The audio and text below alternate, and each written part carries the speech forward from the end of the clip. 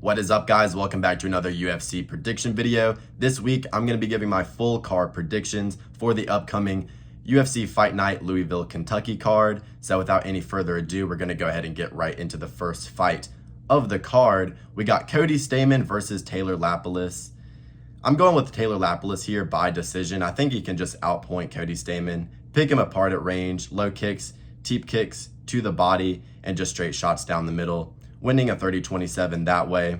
Pretty easy fight. I think he gets it done on the cards. Not a ton of finishing potential here in this fight. Cody Stamann, pretty mid fighter, 3-4 since 2020, with 2 of those wins coming by Brian Kelleher and Eddie Wineland. So nothing to write home about there. I think Taylor Lapilus gets this done with ease. Showed a good version of himself versus Calvin Loughran on the Paris card last year. So I think he's going to get it done with relative ease here by decision. So that's the first fight of the night. That's my pick, Taylor Lapilus by decision. Next fight on the card, we got Daniel Marcos versus John Castaneda. I'm going with Marcos here to get it done by decision. You know, these Peruvian guys, they're pretty gritty. They'll always fight till the end.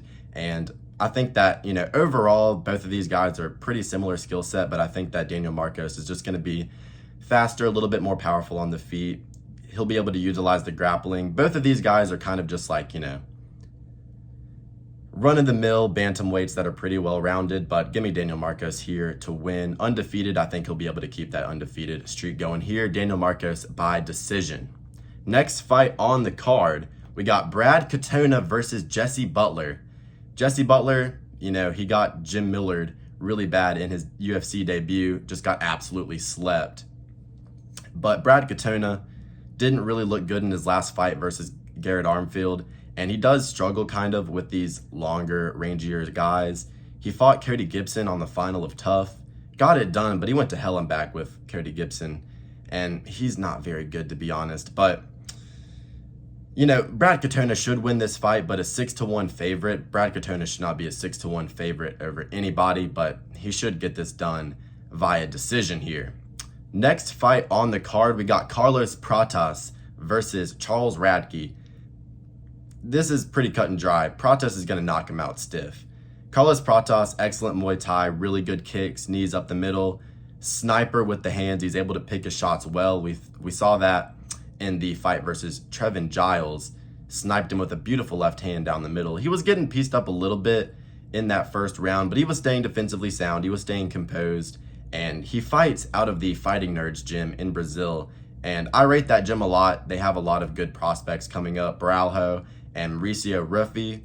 So Mauricio Ruffi being a sparring partner here, I mean, that dude is like insanely fast and really skillful. You know, iron sharpens iron. I think he's going to be improving on a fight-to-fight basis here. And he's been focusing mainly on MMA these last few years of his career. Had an extensive Muay Thai and K1 background, so the striking is going to be on point. Highlight reel knockouts. If you look at this guy's tape, he's flatlining people. Fought in the LFA, which I trust a lot more than a lot of these regional promotions. And Charles Radke, I mean, he's all right. He has a good left hook on him, decent grappling. But Gilbert Urbina, not near the level of Carlos Pratas, and a much better stylistic matchup for Radke to have success against rather than Carlos Pratas. I mean, he made Blood Diamond look like, you know, a slightly capable MMA fighter in their fight, which isn't saying a lot because Blood Diamond is shit. And if you're not finishing Blood Diamond, I don't think you're going to be able to have any success against Carlos Pratas. Pratas is knocking him out stiff. And obviously, Radke's path to victory is going to be getting Pratas down to the ground and getting a submission. But like I said, in that Blood Diamond fight, he made Blood Diamond look like a somewhat capable MMA fighter, which he is not. I think he only got like 1 takedown out of the 6 he attempted. I just looked at the stats not too long ago, but he did a lot of work just like pressing him against the fence and kind of just pitter-patting him. If he gets in the clinch with Pratas, who, may I note, has a significant frame advantage in this fight, he's going to be a lot taller, a lot longer reach, and I think that he's going to be able to bully Radke in the clinch with the knees, with the elbows, classic Muay Thai style. And that's going to prevent Radke from really wanting to close the distance to try and clinch up with him and sweep him to be able to get him to the ground. I think Pratas is just going to be sniping him with the kicks on the re-entries And I think it's just going to be a hell of a bad time for Charles Radtke in this fight. I don't think he's going to be able to get it to the ground. Protas, I mean, he's looked really good in LFA and on the Contender Series. His Contender Series performance was absolutely excellent. It was a lot better than his first fight in the UFC. You know, you got to think maybe he had the octagon jitters for his debut, but I'm expecting a lot more fluid striking here.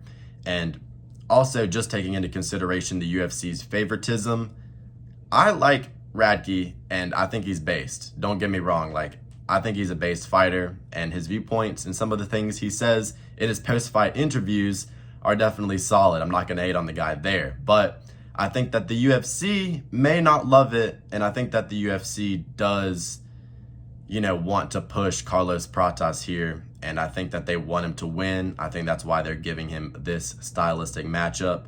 I think it's a fight that, they expect Pratas to be able to get a highlight reel KO in, and I do expect that to happen. Next fight on the card, we got Thiago Moises versus Ludovic Klein. I'm going with Ludovic Klein here by decision.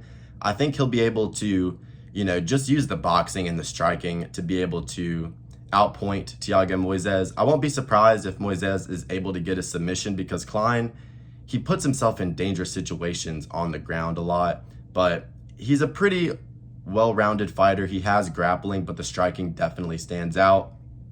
And I think that Klein will be able to use defensive grappling if he needs to.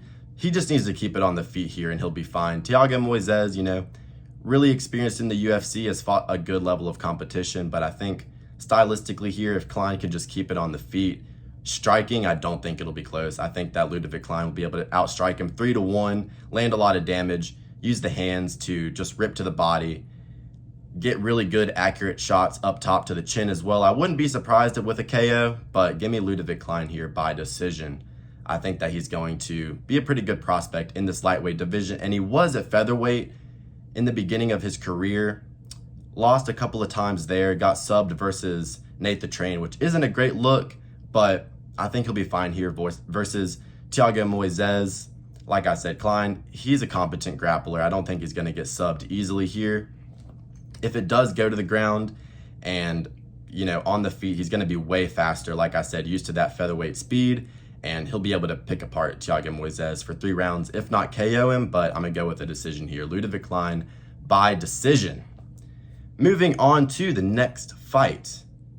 Going on to the main card now, we got Soy Boy Soriano versus Miguel Beza. But I am going to be going Soriano here.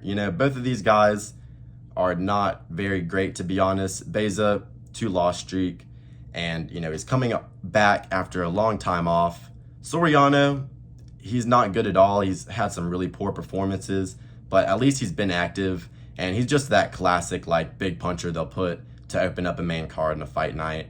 And Miguel Beza, I just don't like the fact that he hasn't been active. KO'd versus Marc-Andre Barriute, not a great look whatsoever. I think Soriano can just land a big, gnarly hook here and put him down in the first round. Give me Soriano by round 1 KO. Like I said, neither of these guys are super skilled. Not a lot to pick apart here, but I think Soriano will just be able to land a big punch. So yeah, moving on to the next fight, we got Zach Reese versus Julian Marquez. And going into this fight, Zach Reese, he got slammed on his head by Cody Brundage, KO'd that way, lost his undefeated streak, which isn't a great look. On the Dana White Contender Series, he got dropped, but then was able to wrap up an armbar. Pretty clutch submission there. Julian Marquez been out for a while. I'm pretty sure he had an injury, which was keeping him out for a good amount of time. 9-4 in his career, definitely not a great record whatsoever. Seems to be a little bit out of shape, not really cut and not really in the condition that you'd expect a professional athlete to be in. And his last win was against Sam Alvey. He lost against RoboCop, which isn't a bad look. RoboCop's an absolute issue, but 2 KO losses in a row going against Zach Reese. Zach Reese, kind of a jiu-jitsu nerd. I worry about him on the feet here because, Marquez, he'll be able to get gritty with him. He'll be able to get gritty with him in the pocket and probably land some shots of his own. But he's going to be at a stature disadvantage here. Zach Reese, taller, lankier guy. I think he'll be able to hold his own on the feet, landing more volume. And if it does go to the ground, I think Zach Reese, he is a pretty good submission threat. Give me Zach Reese to win this fight by submission in the second round. I think he'll be able to pick him apart And then, Julian Marquez will be pushing the pace, trying to get on the inside. And, maybe they'll end up on the ground. And I think that Zach Reese is pretty slick when it comes to the submissions. So I wouldn't be surprised if he gets one here. Give me Zach Reese by sub in the second round of this fight. Moving on to the next fight on the card, we got Bruno Ferreira versus Dustin Stoltzfus. I'm going Bruno Ferreira by first round brutal knockout because Dustin Stoltzfus is slow and he's not very good, and he's getting up there in age as well. I mean, he's 32. Bruno Ferreira, younger guy here. I feel like this is a matchup that the UFC wants Bruno Ferreira to win. I mean, Dustin Stoltzfus, he got folded by Abu, and then he beat Soriano, but Soriano just isn't a great fighter. Got choked out by GM3, no shame there in losing to one of the GOATs of the sport, top 10 fighter there of all time, and Gerald Meerschaert, so not a bad look there, but he was able to freaking fluke Joe Pyfer with that slam to the arm injury on the Contender Series. Lost to Kyle Dawkins by decision. I don't like that whatsoever. Bruno Ferreira is going to go in there and absolutely starch him. I know Ferreira's last fight was against Phil Hawes, but he looked all right in that fight. He's aggressive. He's strong. I think he'll be able to push a pace here, break Dustin Stoltzfus, and eventually get a round 1 KO with a nice, crisp left hand on the chin. Next fight on the card, we got Raul Rosas Jr. versus Ricky Turcios. I feel like we've all made this prediction like 2 times already because this fight has gotten rescheduled. But Raul Rosas Jr. is going to sub him in the first or second round. UFC Golden Boy, they want him to win. They're going to give him favorable matchups. He's most likely going to win. He's going to have the circumstances built around him to get the job done. We definitely are going to have to start taking the UFC's favoritism into consideration here in a lot of these matchups. Sean O'Malley fights, Raul Rosas Jr. fights, things along these lines. Guys that the UFC want to push. Most of their time, they're going to win. I mean, you look at a Conor McGregor versus Dustin Poirier 3 or a Conor versus, Khabib fight. They don't always get what they want, but most of the time they do when the athlete, is in their prime and there's not a lot of X factors to pick against them. Give me Raul Rosas Jr. here to strangle Ricky Turcios in the second round. I think he gets a nice sub here, gets back on track after having to pull out of that UFC Mexico Fight Night. The co-main event of the evening, we got the former light heavyweight champion Dominic Reyes taking on Dustin Jacoby. Okay, I mean, we all want Dominic Reyes to win here. I mean, we want him to be able to break that skid after beating John Jones, getting the belt, which is what really happened. On paper, that's not what happened, but real ones know. If you remember the backlash after that fight, Dominic Reyes is the former light heavyweight champion. He lost his belt defending it to Jan, for all I care. But on paper, he's on a 4-fight loss streak. Ryan Spann is not a good fighter. And I'm pretty sure I picked Bogdan Guskov to KO him. I'm pretty sure I did. And yeah, just because Ryan Spann is not good. And losing by a singular jab to the face and just folding like a fucking lawn chair again, you can't pick Dominic Reyes in this fight from a betting perspective because you can't trust the chin whatsoever. Dustin Jacoby, to be honest, not a great striker for a former Glory kickboxer. I mean, you look at a guy like Cesar Almeida, who's a former Glory kickboxer, that dude's a fucking marauder. People forget, man, Cesar Almeida's a marauder, but just Dustin Jacoby, I mean, he's got good jabs, got good pepper shots. He's able to drown people with the boxing and the volume, and, good kicks overall. I'm pretty sure he hurt his foot in his last fight, which prevented him from kicking a lot against Alonzo Minifield. Questionable chin, does get hurt on a fight-to-fight basis. A good win over Kennedy Nzechukwu, but Kennedy is absolute dog shit. He lost to Evan St. Preux, who was completely and utterly washed by decision, didn't let his hands go, so we can't look into that too much. I mean, Dustin Jacoby, he's a good, well-rounded striker, run-of-the-mill, light heavyweight guy who's going to win one, lose one.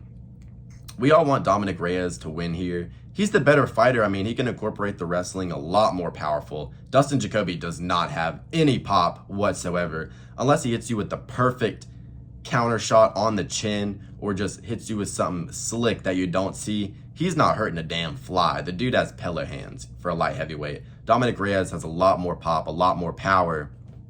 And I wouldn't be surprised if he KOs Jacoby because Jacoby's chinny, Reyes has power, but I mean, Reyes just is not going to have confidence in any of the striking exchanges. He's going to be second guessing himself. 3 bad KO losses in a row. This dude's career is just a fucking sad movie, to be honest. It's just depressing as fuck. But, you know, I want him to win. Trust me, I'll be rooting for him. But Dustin Jacoby's probably going to KO him with a pillow punch at this point because Reyes has no chin left. He's just been absolutely baptized in these last 3 fights, so I can't pick him, unfortunately. Nasruddin Imavov versus the Killer Gorilla, Jared Cannonier. I wanted to pick Jared Cannonier in this fight. I did, because he looked good. He looked great against Marvin Vettori, and he looked good against Sean Strickland. But both of those guys don't operate the same as Imavov, because when Jared Cannonier starts walking you down and putting that pressure on you, that's going to work against Vettori, and that's going to work against Strickland. Paulo Acosta certainly didn't take any fucking notes from that fight before he fought Strickland this weekend. But Cannonier, good pressure, good volume. Ever since the Adesanya fight, he's made that a really big bullet point going into his fights, making sure to have high volume. But the striking is a little bit sloppy. You know, he's not the most crisp guy. You know, he came down from heavyweight and light heavyweight. And one of the main reasons I don't like this fight for him is because he is 40 years of age. He is coming off of an ACL injury, which he had to get surgery for. You got to think that's going to affect the cardio, the footwork, you know, the conditioning all around, taking leg kicks as well. Nasruddin Imavov entering his prime. You know, he's had the 5-round experience. He went to a decision with Sean Strickland, lost the fight, but showed a decent version of himself. Was doing good in those first 3 rounds. Beat Dolidze by decision. You know, Dolidze is an absolute fucking oaf. He's not a good fighter whatsoever, but Imavov, he was able to deal with a really big, imposing physical presence in there, pop-shotting him, out-grappling him, outworking him over the course of 5 rounds. Got a little tired in the end, but I think he's going to tire out less against a smaller opponent, Jared Cannonier, who is not going to be going for the grappling as much. If anybody's going to have a grappling advantage here, it is going to be Imavov. I rewatched Jared Cannonier versus Derek Brunson. Derek Brunson was throwing him around like a fucking football, dude. Literally just tossing him about. And Jared Cannonier, when he's defending the single legs, he had good balance in that fight. But I really worry about the ACL injury. He's not going to be able to defend a single leg or grapple nearly as effectively with a hurt knee, with a compromised knee. You know, you're not going to be able to balance and jump and prevent the sweeps when somebody's got a single leg on you and your knee's fucked. It might not be hurting him, but it's not going to be as agile, as springy, as ready to make those fast, athletic, sharp movements as it would be if he was, you know, not injured, not coming off of a surgery. And whenever it's an older fighter coming off of an injury, I don't like it. This reminds me of the Edson Barboza versus Lerone Murphy matchup, because everybody's going to be on Cannonier here, proven vet, grizzled craftsman, you know, able to make in-fight adjustments.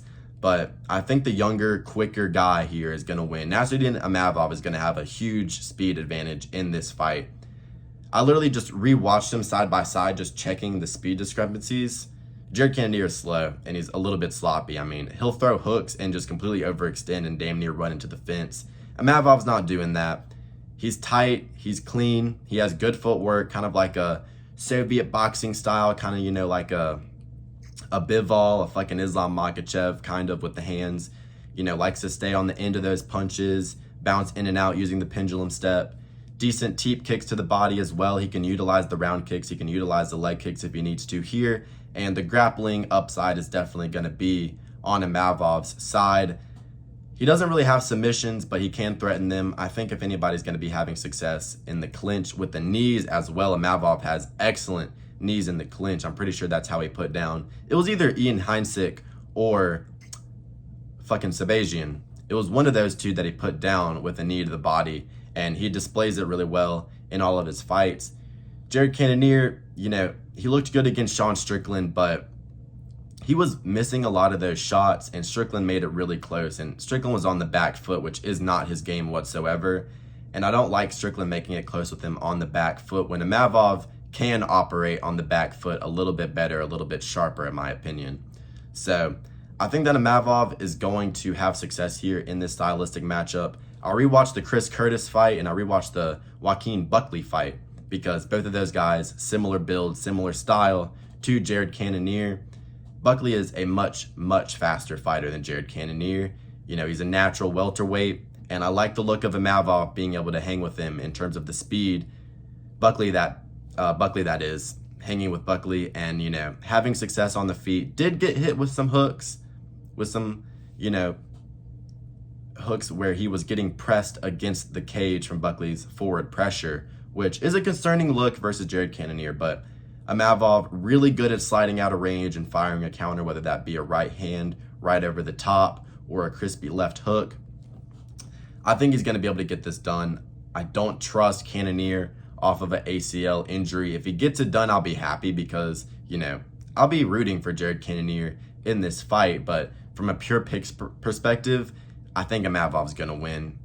As long as he is able to not get out volumed here, I think he'll have a lot of success. I think he's going to have success with the knees in the clinch, the front kicks up the body, keeping Jared Cannonier off of him. And I remember Cannonier's pressure being a lot better than it really is when you start rewatching some of his older fights. When he's fighting a guy that will kick him and that will mix it up a lot more with the takedowns, he's a lot less aggressive, I think Imavov will be able to stall it against the fence if he needs to in the later rounds. I do worry about him in 3, 4, and 5. I think Cannonier is going to pick up the pace, but I think that if Imavov can win the first 3, which I expect him to, I think he'll be able to get it done here, 48-47 on the judges' scorecards. So that's going to be my pick for the main event. I'm going with Imavov by decision. So yeah, I think it's going to be a good card. I'm looking forward to it. A lot of interesting stylistic matchups, but yeah, those are my picks. We got Imavov by decision, Jacoby by KO, Raul Rosas Jr. by submission, Ferreira by KO, Zach Reese by sub, Soriano by KO, Klein by decision, Pratas KO, Katona by decision, Marcos by decision, Elapoulos by decision. So thank you guys for watching the video. Kind of tried to just one take this one today. So if you guys enjoyed, leave a like and subscribe. And as always, have a good rest of your day.